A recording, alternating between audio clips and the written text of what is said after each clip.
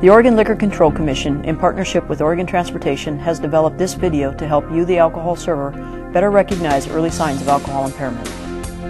It's a very different atmosphere here in this pub. Many people recognize this person as being impaired. However, impairment starts much sooner, and there are many recognizable signs and symptoms of alcohol impairment. Are very disappointed but also extremely proud of Andy Murray, and they say, remember, well, he didn't win, well, he made it just for a different outcome this time. Now, we've been told not to lose heart at all. Some of the greatest tennis players of our time among these shots at a Grand Slam. As this drinker demonstrates, judgment is one of the first brain functions impaired by alcohol. You, the alcohol server, may be the last line of defense that prevents the impaired driver from going out on the road.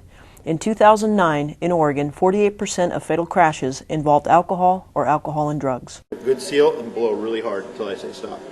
Your efforts can help by positively influencing social behavior, reducing the number of intoxicated drivers, and reducing deaths, injuries, and property damage. Through this video, you will see 4 drinkers as they go from sober to legally impaired. At the end of the video, each one of the volunteers will have a blood alcohol of 0.08% or higher. Now remember, in Oregon, the key is not about the blood alcohol level, but it's about impairment. If the person is impaired to a perceptible degree, they cannot get behind the wheel of a car. Really take time to notice the drinkers. Watch their demeanor, how they interact with one another. Watch how they talk, their hand movements, and their facial expressions. Remember to observe and talk with your customers. Look for signs of impairment and changes in behavior. It is important to count drinks and not glasses, because many glasses of alcohol contain more than one drink.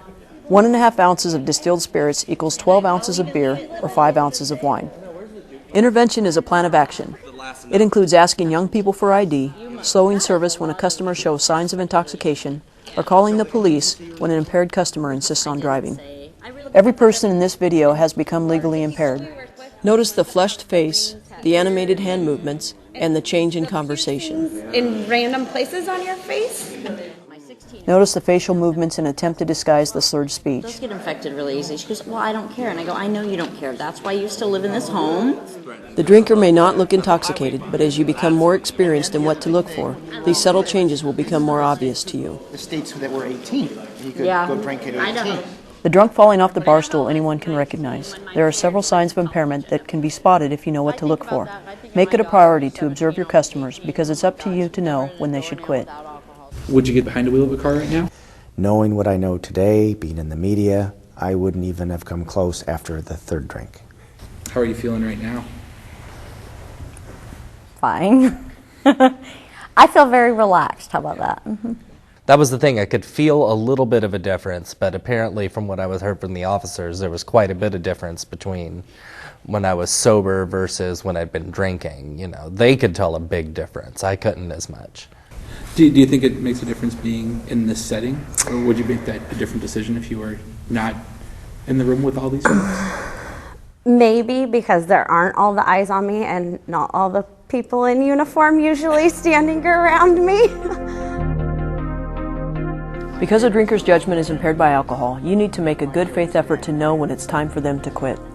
Although these drinkers are not falling off their chairs, their BACs are at or above the legal limit.